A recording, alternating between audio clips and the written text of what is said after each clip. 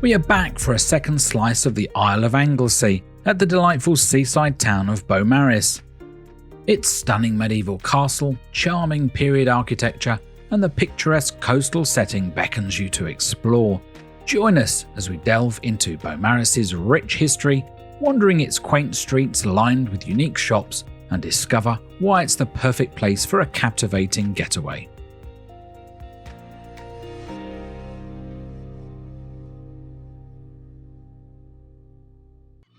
Beaumaris is a charming coastal town situated on the southeastern corner of Anglesey. It overlooks the Menai Strait, a narrow stretch of water that separates Anglesey from mainland Wales. There is a surprising amount to see and do, and our first stop is at the greatest castle never built. This beauty is Beaumaris Castle, built by Edward I of England to cement his conquest of Wales, but it was never quite completed. It's open daily with slightly different hours depending on the season, so do check this website for ticket and opening information. The castle stands as a testament to the ambition and tumultuous history of medieval Britain. Edward I had been building or renovating an iron ring of castles encircling Snowdonia ever since his brutal conquest campaigns in the late 13th century. This included Conwy, Carnarvon, Harlech, and finally Beaumaris.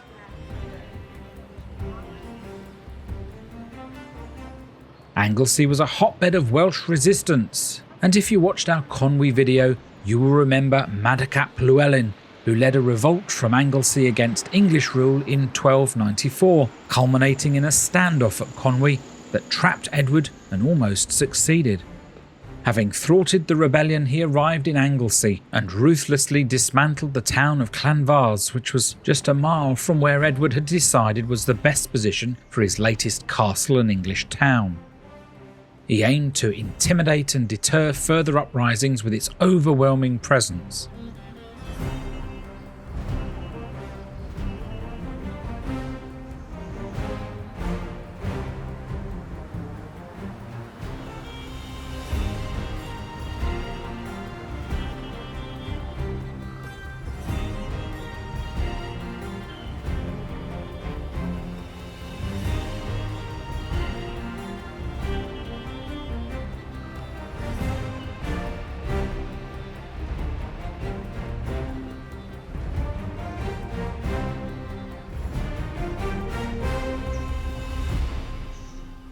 Anglesey was the agricultural breadbasket of Wales, helping to feed the nation. Llanfair was an important and prosperous trading port, but Edward didn't care. He wanted to control both the island and the coastal shipping routes, so the townfolk were uprooted to Newborough 10 miles west, and construction of the new town and castle began in 1295.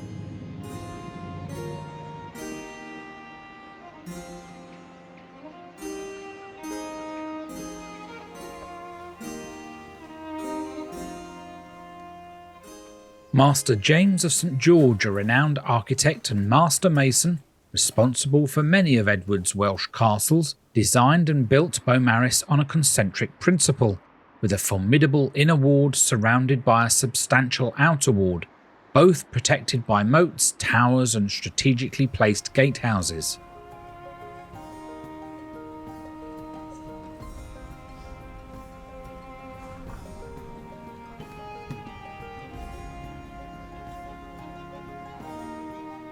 It wasn't just to be a fortress, it was designed to function as an administrative hub for the surrounding region, consolidating English authority in the area, and as a royal palace with sumptuous suites in the inner ward.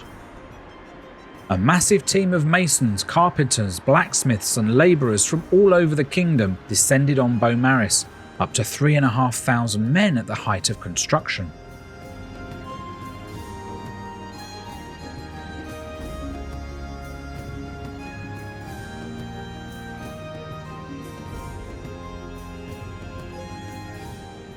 The majority of the stone is a mix of limestone, sandstone and gritstone, quarried within approximately 10 miles of the castle site, keeping transportation costs down.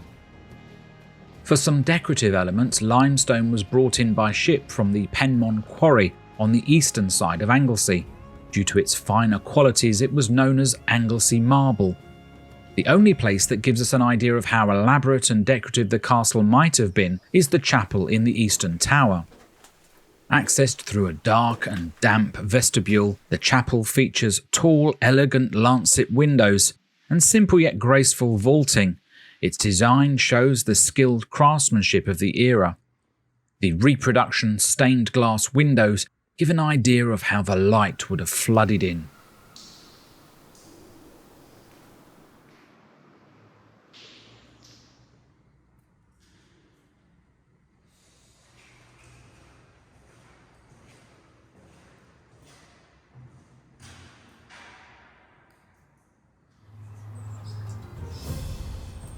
The walls bristle with hundreds of arrow slits and openings, giving archers protected positions to target attackers from any angle. Patrolled walkways atop the walls, allowing soldiers to move quickly and rain down fire from above.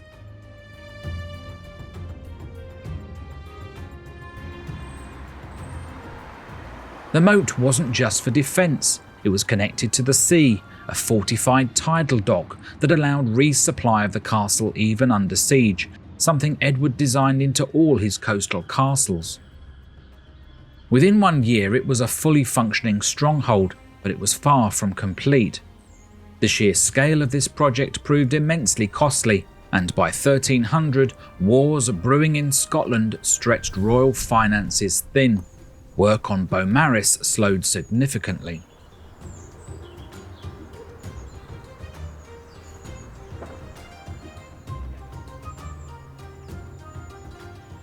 The walls were planned to be much higher than they are today, but the death of Edward in 1307 from dysentery and continued troubles across the kingdom never saw future monarchs invest in the castle, thus it never reached its full potential. The final cost is believed to have been around £15,000, that's 15 million in today's money.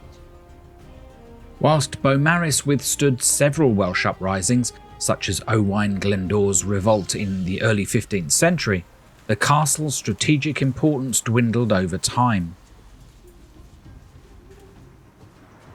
By the Tudor era, it served primarily as a residence for local notables. The English Civil War in the 1600s saw the castle change hands several times, but thankfully caused minimal damage. By the 19th century, Beaumaris Castle attracted the attention of historians and romantics. Preservation efforts began, and today its importance is recognised as a World Heritage Site. Though Beaumaris Castle never reached its full potential, it remains a powerful symbol of Edward I's conquest of Wales and the terrible effects it had on the Welsh. It's well worth a visit to explore this relic of the past and learn of its part in Welsh and English history.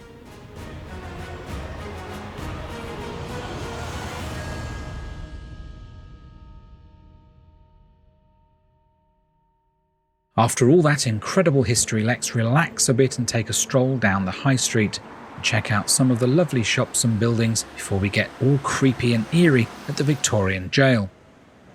It's a charming place to have a walk, and there are some unusual shops to explore along the way.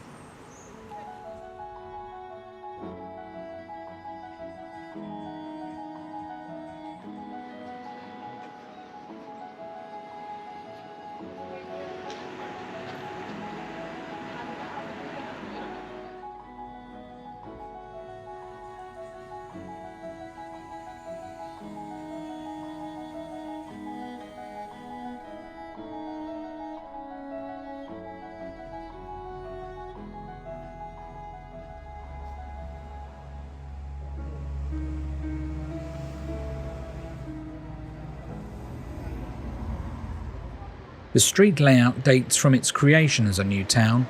Built alongside the impressive castle, it wasn't enclosed in defensive walls like Conwy until 1414, leaving the townfolk vulnerable for over 100 years, and indeed several attacks befell them.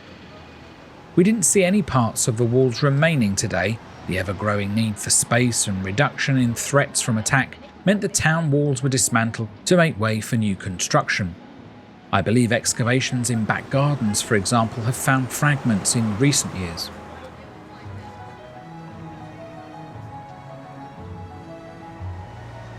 Early structures were likely built of timber and thatched roofs, reflecting the building practices of the time. As the town grew and prospered, these buildings would have gradually been replaced by more substantial structures built of local stone. Many you see today are elegant Georgian and Victorian renovations. This reflects when Beaumaris became a fashionable seaside resort. Old inns and merchants' houses were refaced or rebuilt during this boom.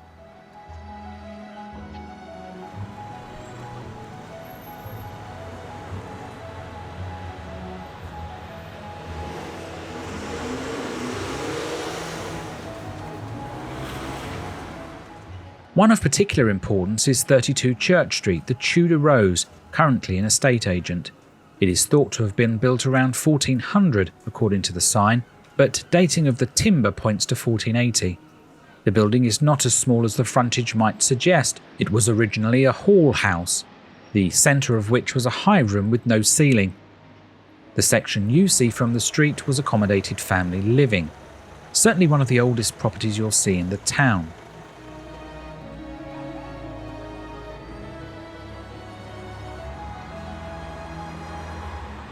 In anticipation for a royal visit by Princess Victoria, Sir Richard Bulkeley commissioned the construction of the elegant Bulkeley Hotel in 1832. This historic Georgian building was designed as a beachside villa, offering breathtaking views of the Menai Strait and Snowdonia mountain range. Renowned architect Joseph Hansom, famed for the handsome cab, skillfully designed the hotel with graceful proportions and thoughtfully appointed rooms, reflecting his inherent good taste and ensuring a stay fit for royalty.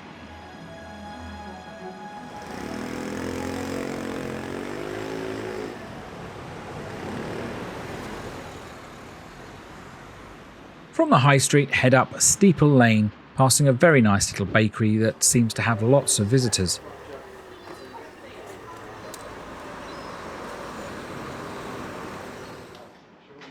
Just up the hill you can see the high outer walls of the jail.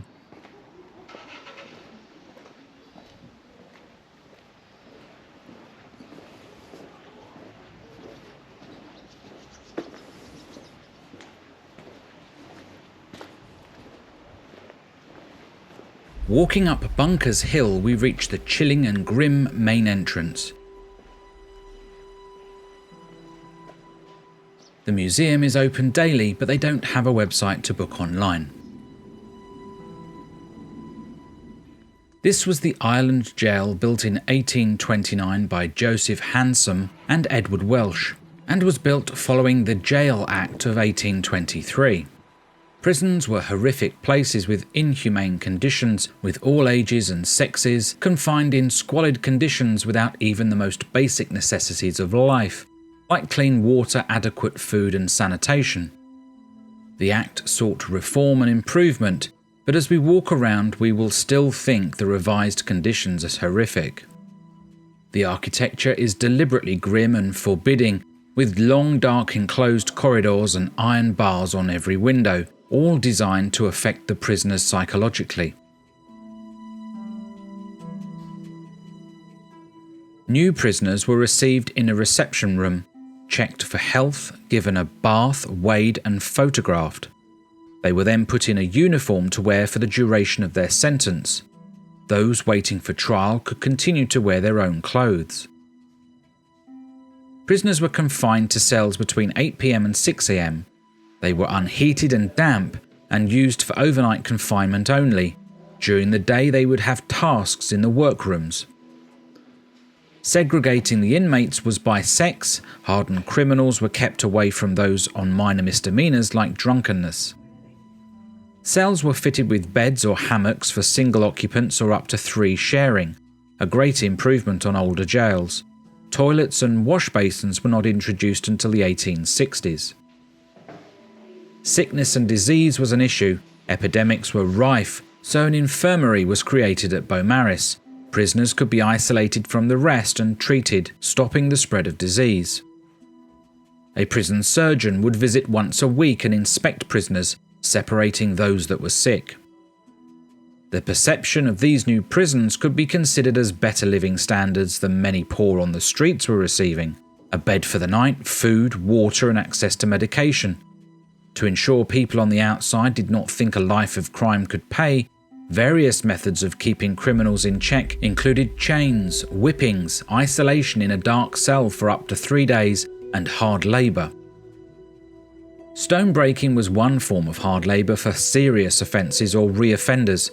Stones from the local quarries were carted to the jail, where prisoners would use sledgehammers to break them into small chippings.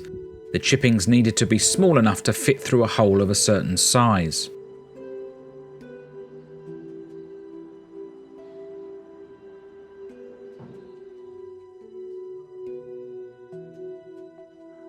Oakum picking was another. Small pieces of rope were unpicked to reclaim the fibres. Monotonous work, leaving the inmates with sores and blisters on the hands. The final product sold to shipbuilders to caulk wooden ships, making them watertight.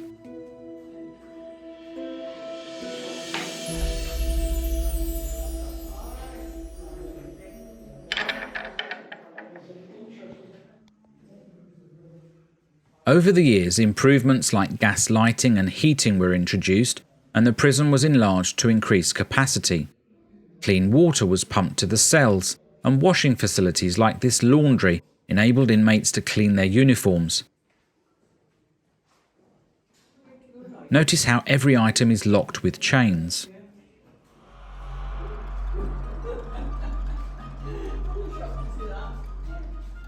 One cruel but ingenious addition was a water tank in the attic to provide running water in the cells. This was fed by pumping water using a human treadmill that you can see in the yard. It's one of the only ones remaining from this era in its original location. Before this, men and women would hand pump water daily. Men would climb continuously for 10 minutes at a time, being replaced with a second set of men whilst the others rested. This continued for 8 hours a day. In other jails, the treadmill served no purpose at all and was just whipping up air as the wheel turned all day long.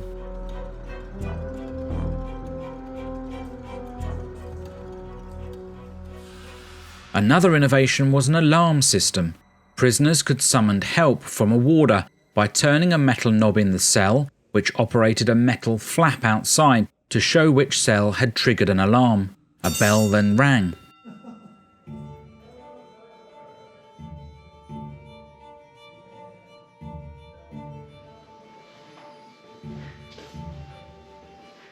On the second floor is the Governor's and Administration Room. Records were kept here and the Governor gave his staff orders from this room. Its position with large glass windows allowed him to see all wings of the upper floor.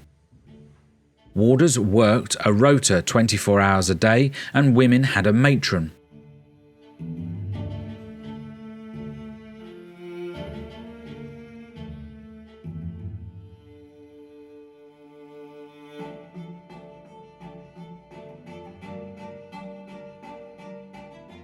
The building was carefully planned to prevent escape.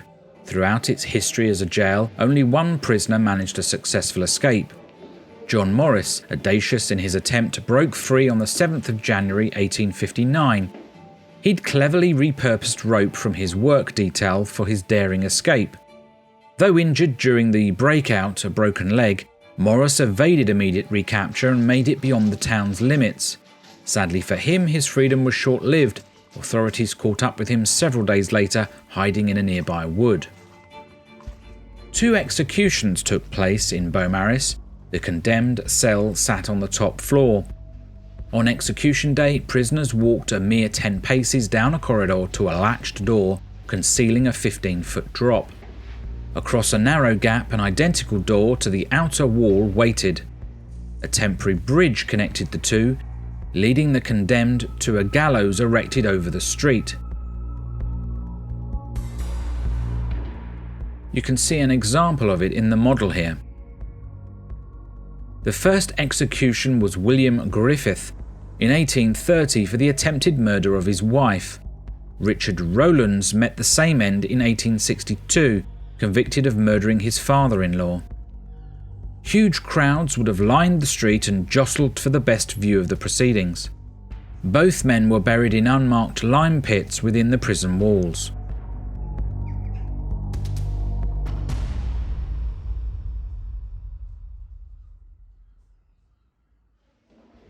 This is the prison chapel, part of the new humane way to treat prisoners and designed to bring about the moral reform of an offender.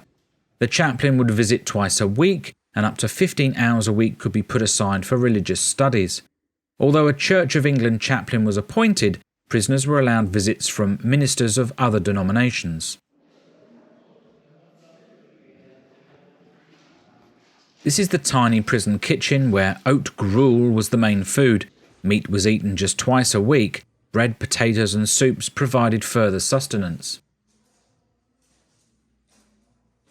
The jail was closed in 1878 as county jails passed to central government. Only 5 prisoners were still resident at the time, and they were moved to Carnarvon on the mainland.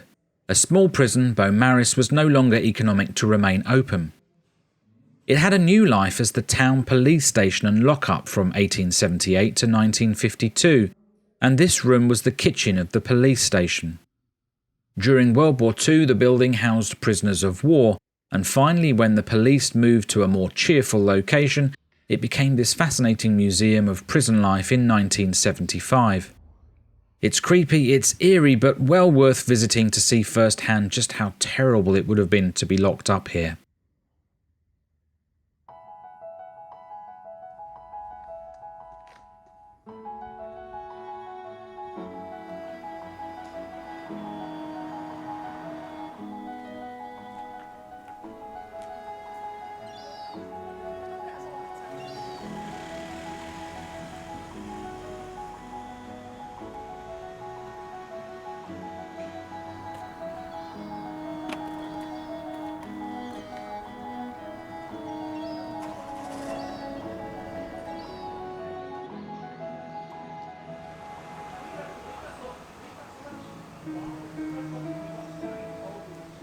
Having wandered the streets some more, let's head down to the Victorian Pier.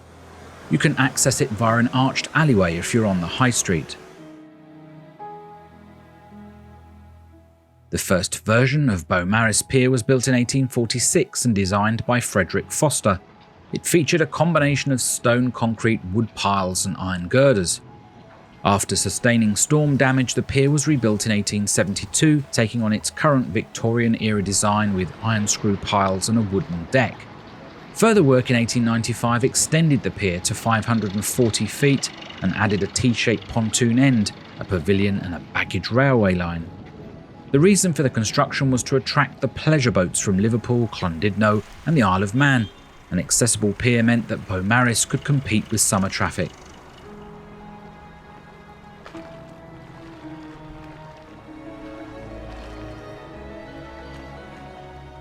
The RNLI has a lifeboat station here.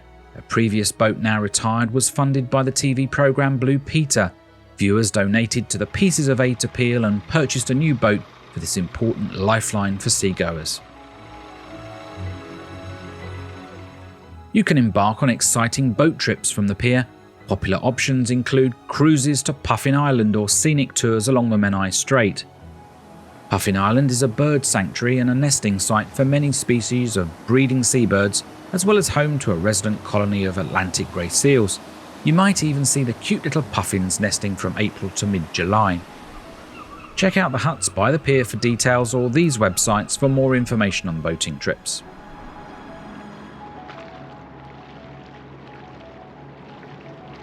Another historical place to visit is just back beside the castle. You might miss its entrance tucked around a corner beside the Castle Court Hotel. This little museum is the very important 400-year-old Beaumaris Courthouse, and we purchased a combination ticket when we visited the jail earlier. Constructed in 1614, this is one of the oldest courthouses still in use in Britain. Court cases are still held in the building once a year for tradition, and I guess to be able to say it's still in use. Throughout its early history, the court handled a wide range of cases, from minor offences to serious crimes like murder. Although it underwent some modifications in the 19th century, the courthouse remarkably maintains much of its original structure and character. We can see the dock where the defendant stood and imagine the tense atmosphere of past trials, townfolk watching and listening intently from the gallery. Over the centuries, it witnessed many significant trials, including 1768 Hugh Jones, who was found guilty of stealing cheese and beef, his punishment, public whipping in 4 towns around the island. And 1816, on which food rioters were tried and punished for trying to prevent the export of corn during a devastating famine. 1910, William Murphy was sentenced to death for murdering his mistress. He was later executed at Carnarvon. The Grand Jury Room was added to the existing courthouse in the 1730s, reflecting a desire to expand and elevate the significance of the legal system in Beaumaris. Authorities spared no expense on this room, with features like a grand table, fireplace and glass skylight, showcasing its importance compared to the more utilitarian parts of the courthouse. The room doubled as a meeting space for local magistrates to discuss important matters concerning the administration of justice in the region.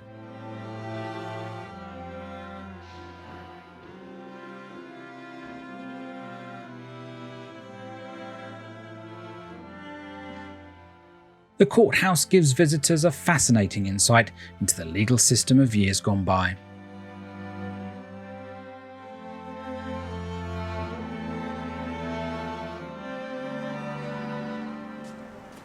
As you've seen, Beaumaris has a great blend of history, natural beauty and pure laid-back charm, and we hope you've enjoyed walking around with us today. Let's look ahead to our last episode in Wales. Beaumaris is said to have an alpine feel. The dense Gwydir forest envelops the village, creating a sense of being nestled within a mountainous wooded landscape. It became a popular tourist spot when artists started to come to paint its beautiful landscapes. Join us next time as we explore the village scenery and feel the spray from the wonderful Swallow Falls on the outskirts of the village. Make sure you're subscribed so you don't miss it, and thanks for watching the Memory Seekers. We'll see you again next time.